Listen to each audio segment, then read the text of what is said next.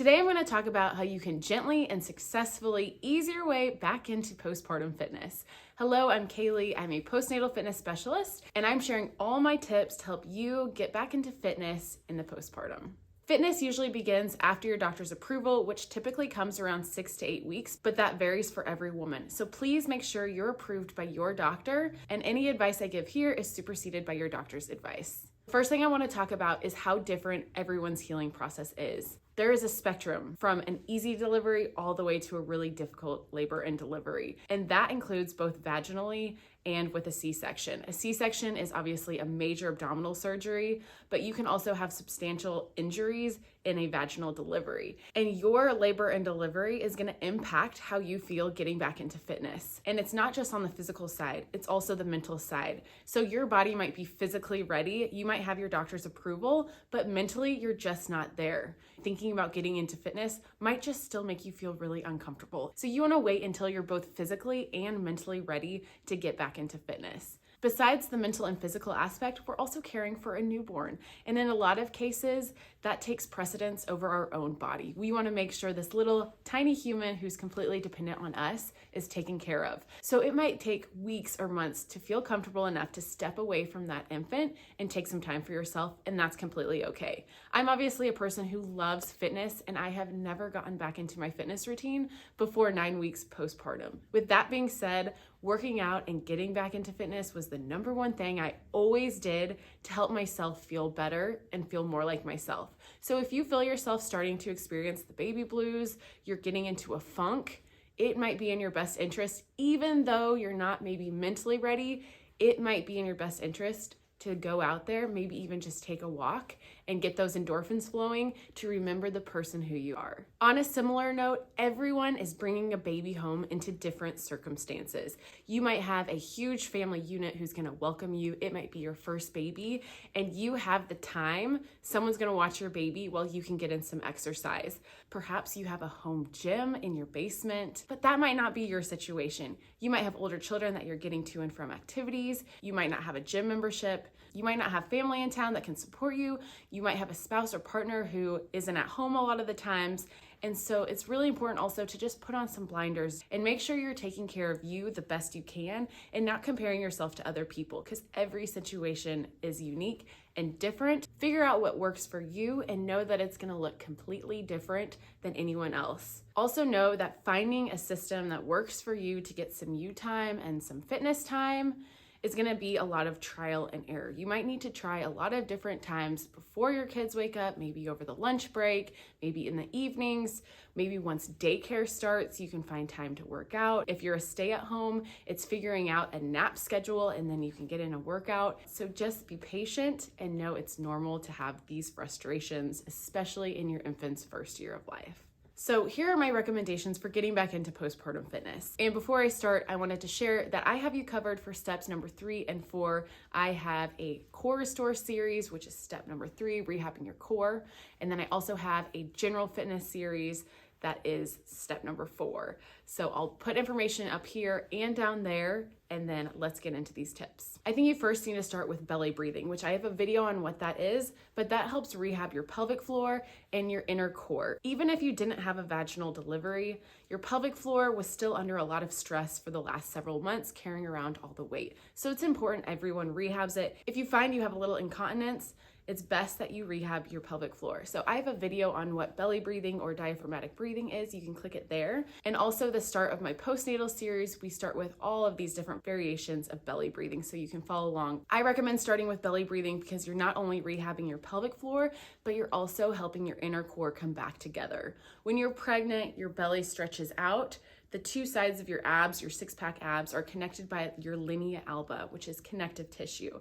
And it stretches out to accommodate your growing belly. And then afterwards, it's gonna start coming together. But that's gonna linger for several weeks. And what you're gonna do is you're gonna take your fingers and you'll press them in your belly. I don't suggest even checking yourself for ab separation until you're about 5 to 6 weeks postpartum, because it's gonna feel pretty squishy for everyone regardless right after delivery. And then for some of you, your abs might come back together really nice. nicely, especially if you did a lot of prenatal core work. For others, it's going to linger. Maybe you didn't have a really strong core during pregnancy. Maybe you were pregnant with multiples, but you're gonna have to rehab your core muscles a little bit. For the diaphragmatic breathing with core engagement, I was doing that the day after birth in the hospital. I had a vaginal delivery. If you had a C-section, you're gonna wanna hold off on any belly bracing until your incision and your stomach has healed up and you're released by your doctor. The second thing I recommend doing is stretching, mobility, and walking. You are holding an infant, trying to get it comfortable. You might be breastfeeding, and all of that makes a really tight upper body. And then you obviously also delivered a child. Everything just needs to get back into place. And it's important that you do a little bit of stretching before you try to get into fitness. In the first week after birth, you're gonna be busy around your house, taking care of your baby. But you wanna try to rest as much as possible. Where your placenta was attached to your uterus has left a very large wound, and that scab is healing over the next several days. I don't suggest going out for a longer walk until you're about 2 weeks postpartum, so you're confident that all your insides have been able to heal up. The next step after walking and stretching is to restore your core. So everything shifted around, and your core is the most important part of your body. It stabilizes all your extremities and everything else. So you really want to make sure you have a nice core. And when I talk about core, I'm talking about your pelvic floor, your inner core, your back, your glutes, your hips. All of those need to be strengthened before you get back into lifting weights. If when you crunch up, you see a bulge in the middle of your stomach, that is your cue that you need to continue working your inner core. So you'll work that inner core, and how that works, your transverse abdominals. The transverse means horizontal, so they run around your stomach, and as they strengthen, they become tighter, and that helps pull your top muscles, your six-pack muscles back together, which are connected by that linea alba, that connective tissue. So that is how you get rid of that bulging. If that persists even after you have done what you feel like is extensive core work, then you should go see a physical therapist. You might need to do a little rehab, or you might have a hernia, which the only way you can fix a hernia is through surgery. After you've rebuilt your core, it's time to get into some regular fitness. I recommend starting with body weight only or really light weights. Push-ups obviously are body weight, but they're super heavy for your arms. So if you want to do lighter weights on your arms, body weight on your lower body, that's what I would recommend. And that just helps you be a little less miserable because you're not going to get so sore. And then it's also on-ramping your body for more difficult exercise and making sure you don't get injured along the way. So body weight comes after your core restore. And then finally, after you have done these 4 steps, so belly breathing, stretching and walking, core restore, body weight or really light weights, then you would feel confident moving into your regular fitness routine with heavy weights or running a marathon or whatever that may be. Now let's talk about breastfeeding and working out. You can absolutely breastfeed and be completing moderate to difficult physical activity. It does not decrease the nutritional value in your breast milk.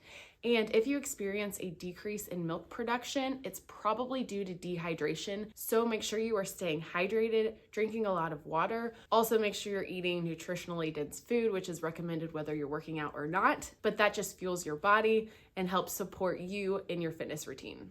It's also recommended that you breastfeed before you work out, and there's 3 reasons for this. The first reason is that if you're completing high intensity workouts and you're building up a lot of lactic acid, that's gonna pass into your breast milk, and although that doesn't impact the baby, they might not like the taste of it. The lactic acid should dissipate 30 to 60 minutes after your workout. The second reason is there is a small reduction in an immune defense protein in your breast milk. Now, this is a mouthful. This is called immunoglobulin A. And we don't really know if it impacts the baby. We need more research to that. But regardless, it's a reason to breastfeed before you work out. The third reason is probably the most obvious, and it's just that it's really uncomfortable to work out if your breasts are full of milk. So you want to try to empty them out before you go. One of the best things I did after my first baby was size up my sports bras. It's better to feel comfortable than try to be smushing your breast into sports bras that no longer fit. The last thing I want to talk about is just how inconsistent this is all going to be. It's frustrating. I got frustrated, and I think it's very normal to have inconsistent workout routines and also so many starts and stops. So you're like, this is the week I'm really gonna get back into it. You last 4 days and then the baby gets sick or starts teething and you get really, really tired and you're like, I'm not working out. And then you feel like you've fallen off the wagon and then you have to start all over again. Just enjoy the ride and know that one day it's not gonna be this way. You're not gonna have a baby attached to you. You're gonna be able to get out and do what you want. And so that's it. This video is done. Subscribe if you aren't already, and I hope to see you again real soon.